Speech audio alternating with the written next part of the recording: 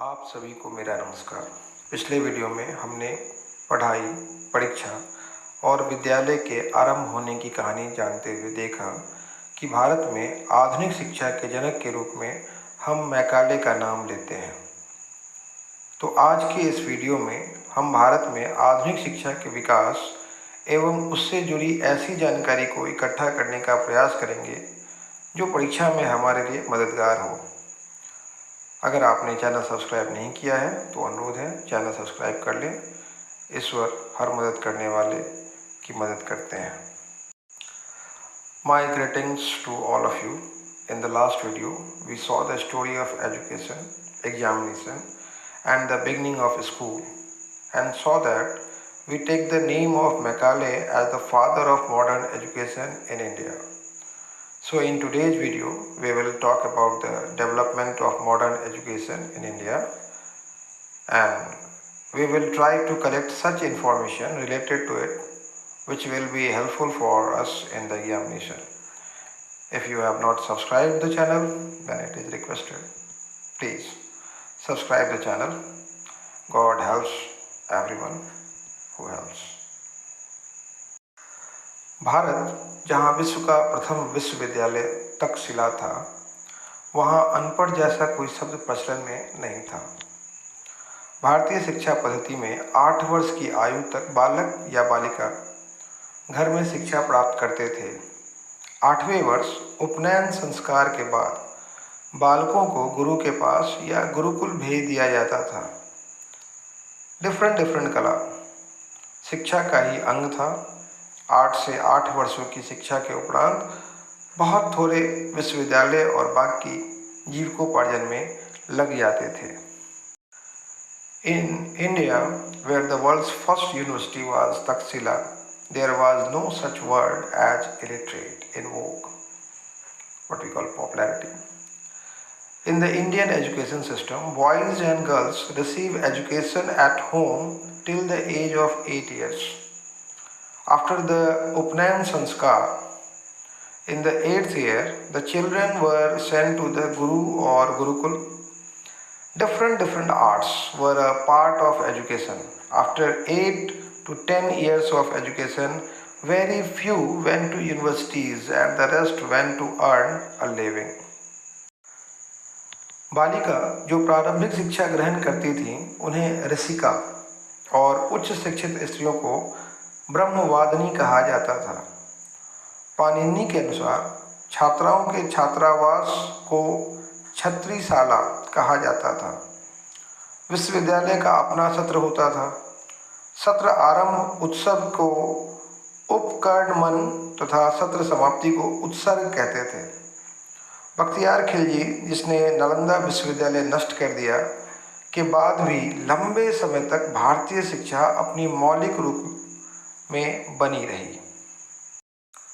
Girls who received primary education were called Rishika and highly educated women were called Brahmavadini. According to Panini, the girls' hostel was called Chhatrisala or Chhatrisala. The university had its own session. The celebration at the beginning of the session was called Upkarman, and the celebration at the end of the session was called Utsarg. Indian education remained in its original form for a long time, even after Bakhtiyar Khilji, who destroyed Nalanda University. अनेक हिंदू राजा मांडलिक के तौर पर छोटे बड़े विद्यालयों को संरक्षण देते रहे। इसके प्रमाण के रूप में हम अंग्रेजों के उस रिपोर्ट को साक्षी के रूप में ले सकते हैं जो अंग्रेजों द्वारा भारत की शिक्षा प्रणाली के बारे में प्रस्तुत की गई और वर्तमान में इंग्लैंड, स्कॉटलैंड और भारत के कई जगह पर उपलब्ध है। 1757 के पलासी युद्ध और 1765 के इलाहाबाद संधि के बाद जब अंग्रेज कर वसूली का प्रयास कर रहे थे तो 34% विभाग जो वसूली के लायक थी कर नहीं दे सकती थी, क्योंकि इस विभाग पर पाठशाला स्थापित थे। मैंने Hindu kings continued to patronize small and big schools in the form of mandlik. As proof of this, we can take as witness the report which was presented by the British about the education system of India and is currently available in England, Scotland and elsewhere in India. When the British were trying to collect taxes after the Palasi War of 1757 and the Allahabad Treaty of 1765, 34% of the departments which were eligible for collection could not pay taxes because schools were established there. अंग्रेजों के समय के कुछ प्रमुख report देखते हैं। 10 जून 1820 से 10 जुलाई 1827 तक थॉमस मुनरो मद्रास प्रेसिडेंसी के गवर्नर जनरल थे। 10 मार्च 1826 को इन्होंने अपने कलेक्टर्स की रिपोर्ट जारी की जिसका शीर्षक था the early measures for education in the Madras presidency. Sir Thomas Munro minutes on education in 1822 and 1826। इस रिपोर्ट के अनुसार प्रेसिडेंसी के सभी गांव में पाठशालाएं मौजूद थी। Let us see some major reports of the British times. Thomas Munro was the Governor General of Madras Presidency from 10th June 1820 to 10th July 1827. On March 10, 1826, he issued his collector's report titled The Early Measures for Education in the Madras Presidency. Sir Thomas Munro's minutes on education in 1822 and 1826. According to this report, there were schools in all the villages of the presidency.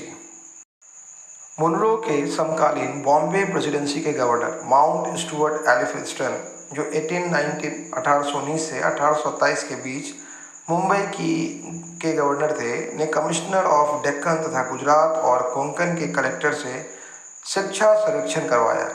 Committee के सदस्य GL Prendergast ने लिखा है, There is hardly a village, great or small, throughout our territories in which there is not at least one school and in large village more. Munro's contemporary governor of the Bombay Presidency, Mount Stuart Elphinstone, who was the governor of Mumbai between 1819 and 1827, commissioned an education survey from the Commissioner of Deccan and the Collector of Gujarat and Konkan. Committee member G.L. Prendergast wrote, There is hardly a village great and small throughout our territories in which there is not at least one school and in large villages more. 1796 में Scotland में जन्मे William Adam Baptist missionary के रूप में 1828 में भारत आए। यह 28 वर्ष भारत में रहे और राजा राम मोहन रॉय से भी जुड़े। भारत के तत्कालीन governor general Lord William Bentinck, जिनका मुख्यालय अंग्रेजी सत्ता की राजधानी कोलकाता थी, ने विलियम एडम्स को शिक्षा विभाग के अधिकारी पद पर नियुक्त किया। Born in Scotland in 1796, William Adam came to India in 1818 as a Baptist missionary. He stayed in India for 28 years and was also associated with Raja Ram Mohan Roy. The then Governor General of India, Lord William Bentinck, whose headquarters was Kolkata, the capital of the British Empire, appointed William Adams to the post of officer of the Education Department. William Adam Smith 1835 से 1838 तक 3 report, जिसे Adams reports कहते हैं, प्रस्तुत किया। Adams लिखते हैं, बंगाल और बिहार में 1 लाख के लगभग स्कूल्स हैं। इन दोनों प्रांतों की जनसंख्या 4 करोड़ के बराबर है, अर्थात प्रति 400 व्यक्तियों पर एक पाठशाला है।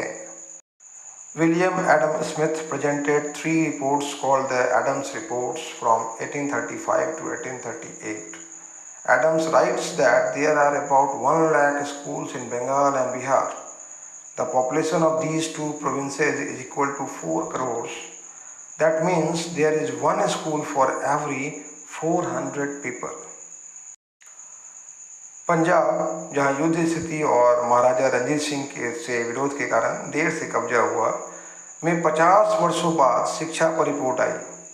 G.W. लेटनर नाम के ब्रिटिश ICS अधिकारी ने सर्वेक्षण कर पुस्तक लिखी, history of indigenous education in Punjab since annexation and in 1882, जिसके अनुसार भारत में बड़ी अच्छी विकेंद्रित शिक्षा व्यवस्था है।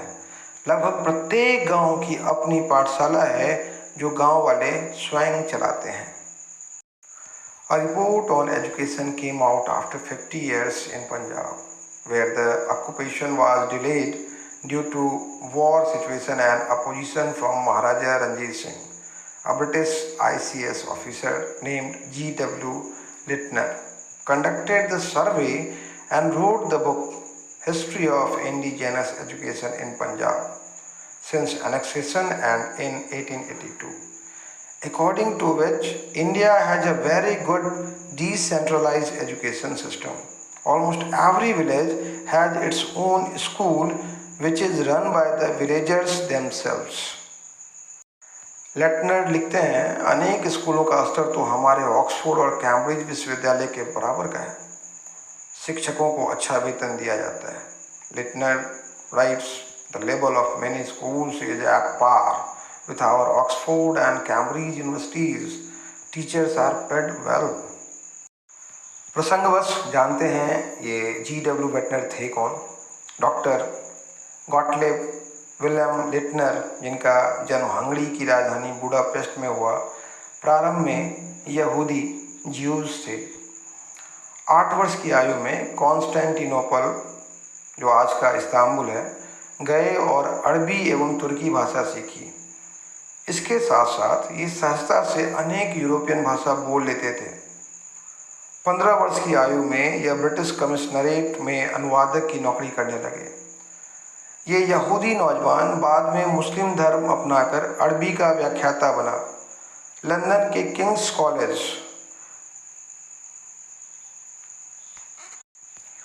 में पढ़ते हुए यह ब्रिटिश सरकार के आमंत्रण पर भारत आए।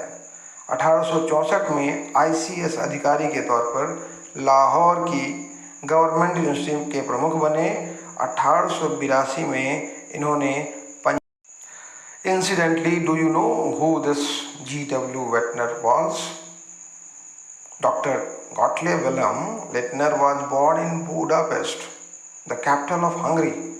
Initially, he was a Jewish Jew. At the age of 8, he went to Constantinople, now Istanbul, and learned Arabic and Turkish. Along with this, he could speak many European languages with ease. At the age of 15, he started working as a translator in the British Commissionerate. This Jewish youth later converted to Muslim religion and became a lecturer in Arabic while studying at King's College, London. He came to India on the invitation of the British government. In 1864, as an ICS officer, he became the head of the Government University of Lahore. In 1882, he established Punjab University. इसी प्रकार Alexander walker 1764 से 1831, जो केरल के मालाबार में रहे, ने अपने report में लिखा है, मालाबार के साहित्य की बुनियाद एक ही है और इसमें हिंदू राष्ट्रों की तरह ही सामग्री शामिल है। उनके साथ शिक्षा हर परिवार में एक प्रारंभिक और महत्वपूर्ण व्यवसाय है। उनकी कई महिलाओं को पढ़ना लिखना सिखाया जाता है। बच्चों को हिंसा के बिना और विशेष रूप से सरल प्रक्रिया द्वारा शिक्षा दी जाती है। यह प्रणाली ब्राह्मणों से उधार ली गई थी और भारत से यूरोप में लाई गई थी। इसे प्रत्येक प्रबुद्ध देश में राष्ट्रीय विद्यालयों की नींव बनाया गया है। शिष्य एक दूसरे के मॉनिटर थे और पात्रों अर्थात अक्षर या आंकड़े को रेत पर उंगली से खोजा जाता है।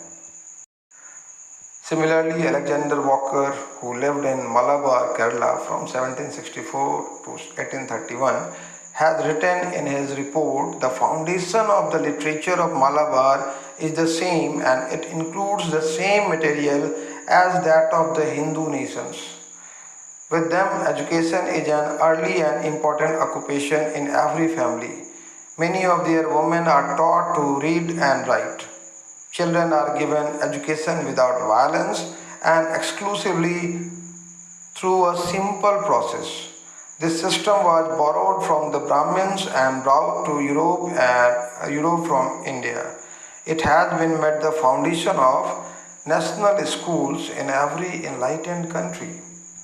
Pupils were monitors of each other and traced characters, that is, letters or figures, with fingers on the sand.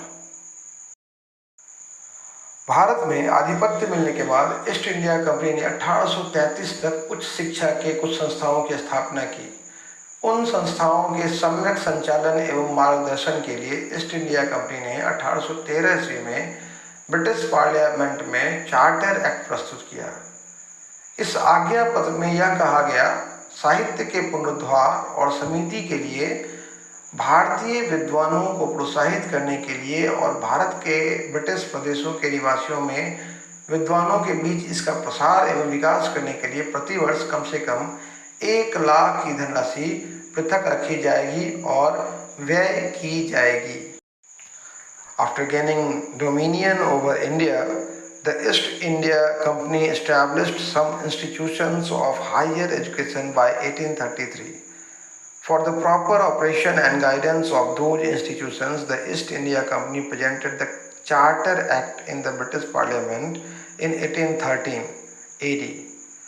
In this mandate, it was said a sum of at least 1 lakh will be set aside annually for the revival of literature and to encourage Indian scholars for the committee and for its dissemination and development among the scholars among the residents of the British territories of India will go and will be spent.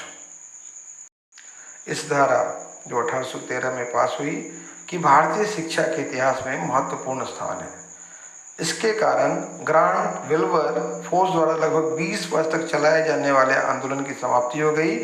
अब भारतीय शिक्षा company का उत्तरदायित्व बन गई। This stream has an important place in the history of Indian education.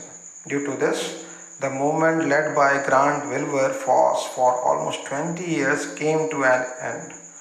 Now Indian education became the responsibility of the company.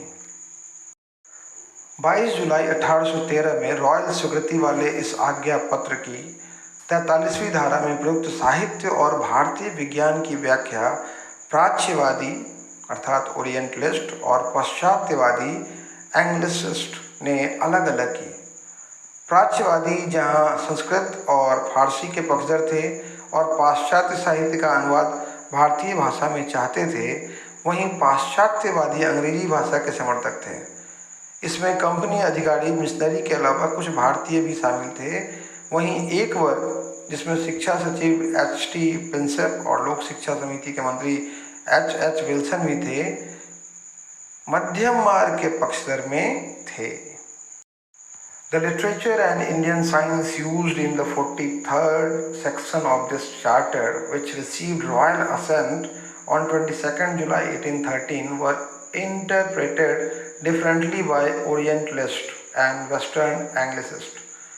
While the Orientalists were in favor of Sanskrit and Persian and wanted the translation of Western literature into Indian languages, the Westernists were in favor of the English language. Apart from company officers and missionaries, some Indians were also included in this. At the same time, there was a group which included Education Secretary S.T. Prinsep and Public Education Committee Minister H.H. Wilson, who were in favor of the middle path. इसी बढ़े विवाद को सुलझाने के लिए Macaulay का पत्र Macaulay minute प्रकाशित हुआ। अगले वीडियो में जानेंगे क्यों मैकाले ने कहा एक अच्छे यूरोपीय पुस्तकालय की एक अलमारी भारत व अरब के संपूर्ण साहित्य के बराबर होगी। To resolve this growing controversy, Macaulay's letter Macaulay Minute was published In the next video, you will know why Macaulay said, one shelf of a good European library will be equal to the entire literature of India and Arabia. सुनने और समय देने के लिए धन्यवाद। कृपया प्रोत्साहित करने के लिए चैनल सब्सक्राइब करें और आगे प्रेषित